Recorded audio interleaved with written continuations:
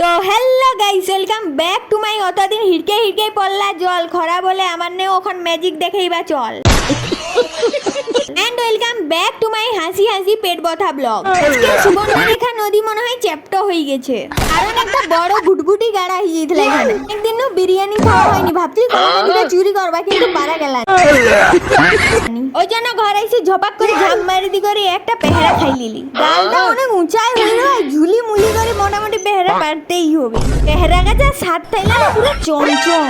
তো দিন পরে খরা মহারাজের সাথে দেখা হইলো, ওই জন্য হুড়মুড়াই করে দৌড় মারছি শুকাইবার জন্য জামা কাপড়। আর একটু এনে ডিগবাজি খাই যেতি শুকাই না, আমাকে ঘরের লোক আমাকেই শুকাই দিয়ে চলে যাবে ওখানে, পুরা পুষ্পারাজ করে দিবে, মানে খালাস করে দিবে। পাই গেলে চপ আর ভুজা, এখন ছাঁটাই দি করে আমি ঘুরতে চালি যাওয়া।